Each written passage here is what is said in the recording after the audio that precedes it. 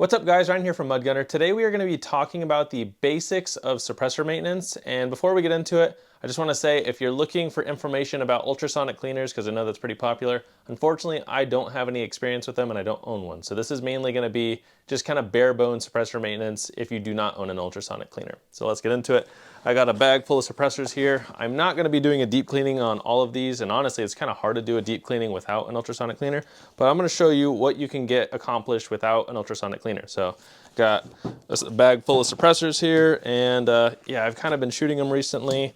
I don't put like thousands and thousands of rounds on them without cleaning, but I do let some time go by. So some of these are going to be more dirty than others, but yeah, got a bag here and I'll show you what I got here on the table, and yeah, we'll kind of get into this video.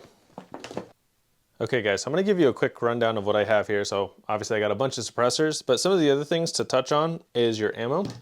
If you notice, this ammo looks really clean, that ammo looks really dirty. These are both the exact same rounds. This is Lake City 5.56 ammo. And one thing I want to say, if you shoot rifle suppressed and you don't go through all the ammo, this is what you can look forward to when you take it out of your range bag at a later date. So again, this is both the exact same ammo, but this mag I was running suppressed, this mag I didn't shoot. But I didn't finish the whole mag, so just taking it out and putting it back in my range bag, you see it's even further down in there. When you shoot suppressed, it dumps gas into your magazine as well, because there's a lot more back pressure when you shoot suppressed. So it does get your rounds dirty. They won't look like this on the actual range day. They'll be kind of more like blackish color, but as time sets on, it's kind of just a chemical reaction. But it can get cleaned off, so you notice if I just wipe it, it does get cleaned off. So this ammo is still perfectly safe to shoot, but it does look dirty.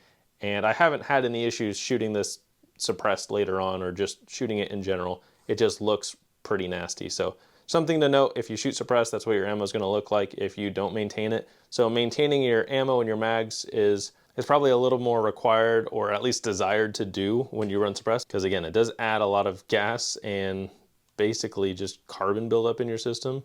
So something to note. And then also your muzzle device. It's kind of important to clean your muzzle device. I have my scar here. It's not too dirty because I clean it, but as the can locks on, your mount will build up carbon over time, so it can get your suppressor stuck.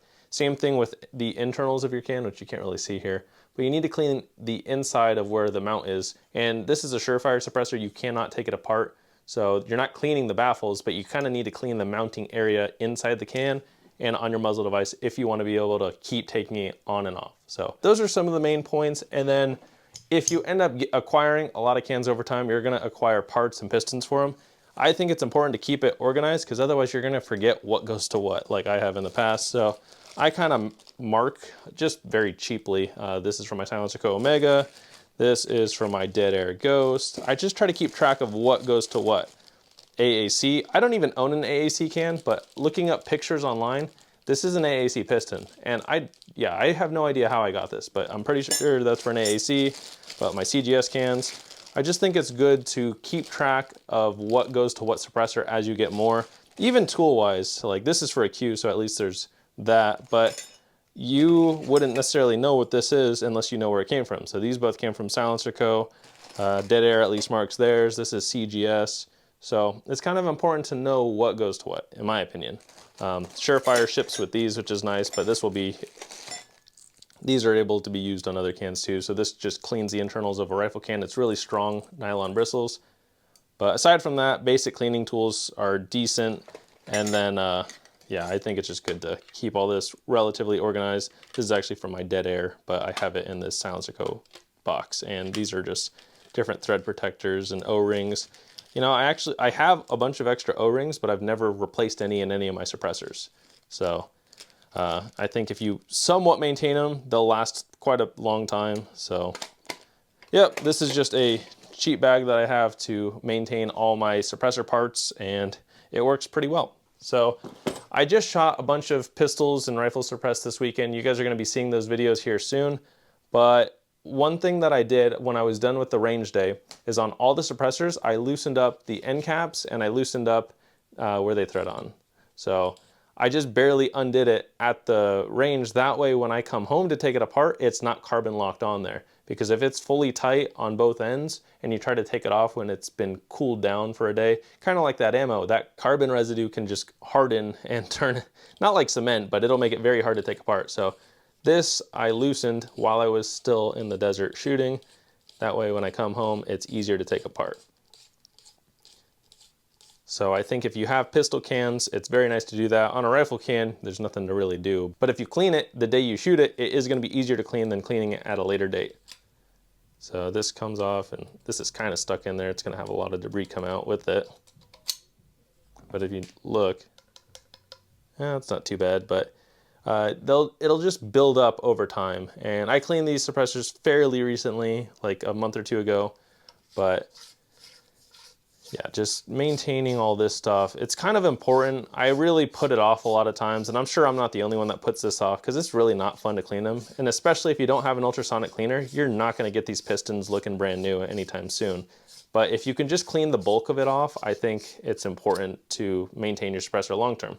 So the baffles come out the front here, and it is kind of caked in there. And you notice the exterior of it's not too bad. Inside the baffles are going to be a lot more noticeable, but I think if you're just trying to be basic, at least cleaning the outside will make it easy to take in and out later on.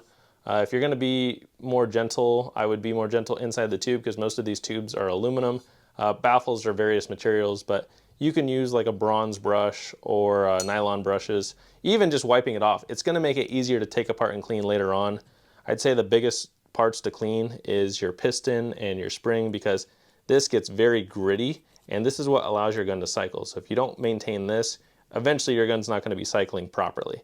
So I'd say at the very least, clean those parts. I probably avoid cleaning the pistons the most because they get really nasty inside and almost impossible to clean. But wiping down the edges, I'd say, is an important thing to do.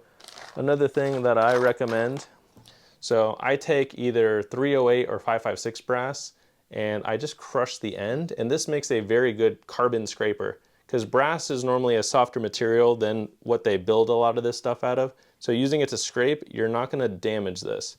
Now I wouldn't go He-Man on it, but relatively speaking, using a brass scraper, it's going to be soft on your parts, especially for this. Like this is probably some type of steel. You're not going to ruin it scraping it with this.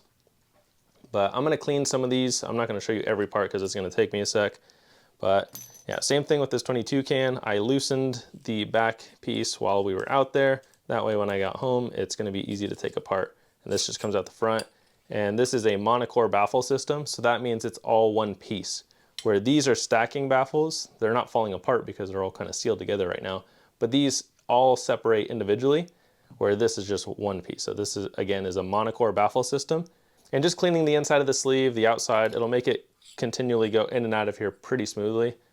So you don't want to mix up your baffles. That I can't really mix up, but when you start taking multiple cans apart, you don't want to mix up your baffles. Some even have like specific ones that go first. So in like this suppressor, if I can break this off, yeah, there's one more. Like this needs to be the first part. So when you put it back together, you need to put it back together in the same orientation, at least on the back end and normally the front end on these cans.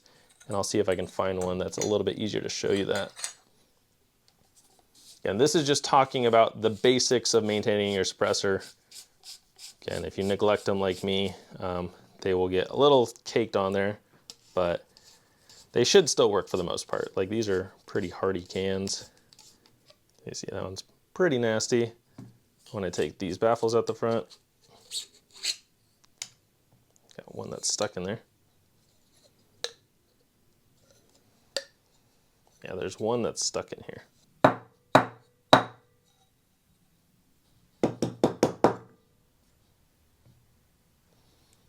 Couple times. So you can see this one is built differently than the other ones. So this is the first baffle, and the first baffle on these pistol suppressors is normally the strongest.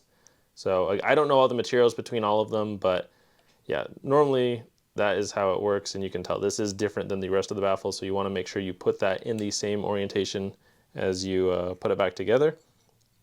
And yeah, it just fills in there. But you relatively have a hollow tube, and I would just clean the inside of that. You can see it's getting more dirty right around that first baffle because that's taking the biggest abuse. Another thing, so most of these suppressors, they're just what they are, but if you buy a suppressor like this Rugged here, this is a modular suppressor. You're supposed to be able to take the whole front part off, and you can have a K configuration suppressor. Now the issue I'm specifically running into with this one is this piece is stuck. Like I cannot get it apart. I have tried pretty hardcore. You can take the front stack of baffles out, but you can't take the back stack out unless you take this apart.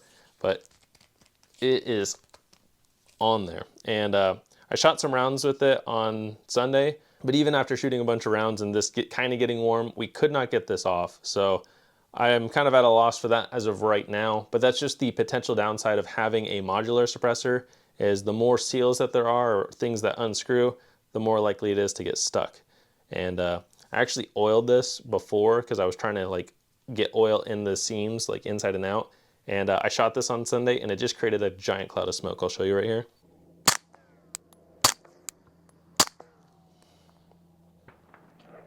So yeah, I was trying to get oil in there just to maybe break the thing loose, and I forgot that I did that. So when I took it out to shoot, it just created that giant puff of smoke. Didn't hurt anything, but I wouldn't fill like a rifle suppressor with oil or anything like that because it's going to be higher pressure. Pistols can normally take it, and you can actually run like water or other liquids in pistol cans to make them quieter, but you cannot do that on a rifle can. You'll basically destroy it or blow it up. But you see, this one I had more cleaned and oiled when I took it out, so this is not as bad as the other ones, but I'm still at a loss for how to get this apart, and I don't want to scratch the crap out of this. I don't mind running it as a long suppressor, but when you buy it to be able to be ran short or long, you'd like to be able to do that, but as of right now I can't. And I haven't reached out to Rugged. I don't think it's a big enough issue for me because, again, I don't mind running this in the long configuration. Now, one thing to note, this is my only suppressor where I had an end cap strike, and you can tell there's an end cap strike on there because that lip right there is raised compared to the rest of it. Now I did not get a baffle strike, but something did hit the end. So this is what you would call an end cap strike, where it's just slightly, something nicked it on the way out basically. But none of the baffles, like these are the front baffles, and none of the baffles look damaged at all. These relief cuts right here are so gas can vent properly when you shoot, so it doesn't create a seal and explode somewhere in the suppressor. Or at least that's what I'm getting by looking at this. But yeah, suppressors normally have some type of relief cut, and that's just a kind of bent gas. But yeah, no baffle strikes, just that one end cap strike. And again, like these aren't too dirty, but if you just take this brass scraper, you can get a lot of that carbon off, but it's a little time consuming. But I honestly don't think you need the baffles to be spotless. I try to keep the outside more spotless and then the actual mount. That way it doesn't affect your can. Here's a dead air ghost that's modular. This one I've been able to take apart, so this is what that Rugged is supposed to be able to do. I haven't put enough rounds through this, and honestly I only run this on a 9mm, so I have this set up with a tri-lug mount, so it just presses and twists on to a like a subgun setup. It doesn't direct thread on. That's kind of tight. So again, these mounts get kind of sealed. I haven't shot this one recently, but sometimes these mounts just get stuck in there. And your best time to potentially unscrew it is while it's a little warm from shooting. So I'm not going to force this one off, but it's really not that dirty. You see the threads in there are nice and clean. Baffles, like these are the front stack of baffles, are a little dirty.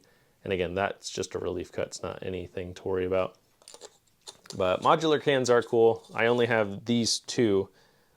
But yeah, dead air, no issues so far, but I don't have a high round count through it. This one, I guess, has about 500 rounds through it. But that is just stuck. Can't get it apart. And then as far as rifle cans go again, I just use a brush and kind of clean up the inside of here. Same thing with this dead air can. Just clean the lugs and your muzzle devices. So I'm going to wipe some of these down and get them back together. As far as cleaners that I use, I'd say the main gun cleaner I use is M-Pro 7. It's kind of a water-based cleaner, so if you spray too much or you're done cleaning, it's just going to evaporate if you use too much. Where CLP, you have to wipe excess CLP off. So I like this. I just have it in this clear bottle, so I just use the big bottle to refill. There's also the nitro solvent gun cleaner that works good. The old Hoppies number 9. If you're trying to get your girlfriend to evacuate the house, you use Ballistol. This stuff is really good, but it is the worst smelling cleaner ever. Like, hands down, the worst smelling, and it'll stink up your house for like 2 days. So I'm not using this, but if I ever use this, I use it outside because it absolutely reeks, but it works very well. So I kind of hate them for making something that works really well, but absolutely stinks up your entire house. And then I use, nylon brushes work good.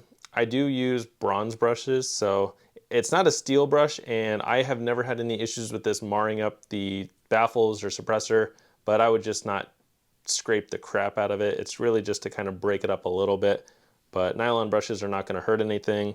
And then again, I use these brass scrapers that I just make by crushing a piece of brass. This is 308 brass, and then patches to wipe it down. But yeah, suppressors do get very dirty. It's like trying to clean the muffler on your car. I mean, it's going to be nasty. They create a mess, but I think at the very least, clean your mounting systems, because that's what allows your gun to cycle.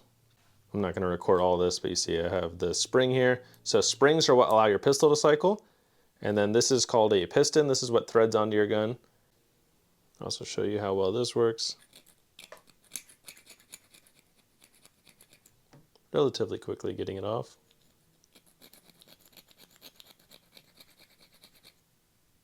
So this works nicely.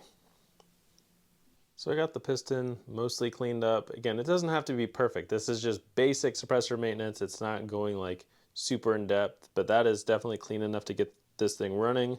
And then spring's not perfect, but it's gonna work. And something that you might note when you buy suppressors, a lot of them come with some grease on them. So I do have some Slip 2000 grease on here that I'm gonna put on the spring, just so that it is moving nicely on here, because this is gonna dry up over time.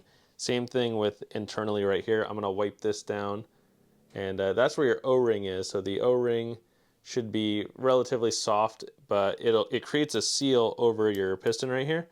So cleaning up around there and putting some grease on this will just help it run smoothly. I'm gonna just wipe the outside of this baffle stack. So I'm just gonna spray on here, and I'm gonna wipe down the outside. Let me grab a patch. You can get away with a lot of basic just wiping this down, but if you want to take it apart, and you see it's a little dirty right there, I can do the same thing, just brass brush and clean up some of that stuff, but it doesn't have to be perfect. And honestly, that stuff may not come off. That looks like discoloration, but it shouldn't affect the suppressor stack from coming out at all. So if you have issues trying to break these apart, which I didn't really have there, you can take like a rubber mallet, or I got this screwdriver right here, and just tap it and they'll pop off. So you don't want to use something hard where you're gonna damage these, but just sometimes they get stuck together, so you can just tap it and they'll come apart. Just like that. And then same thing, you can use the brass scraper to kind of clean up the insides, because these all connect together. But yeah, just again, basic maintenance, nothing too fancy. But if you want to make them super clean, I'd think your best bet is an ultrasonic cleaner. Just look into what materials work with what, because all these baffles, again, are made out of different materials.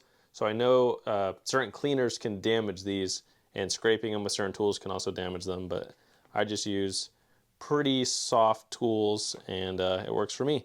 So again, I just wanted to show you guys this, and aside from that, again, just clean the inside of your rifle mounts, clean your muzzle devices, and I think I'll kind of leave it right there with you guys, because this does take a long time and I don't want to bore you to death. So thank you guys for watching, and stay tuned for my future videos coming up. I got a few suppressor videos that'll be coming out in the next week.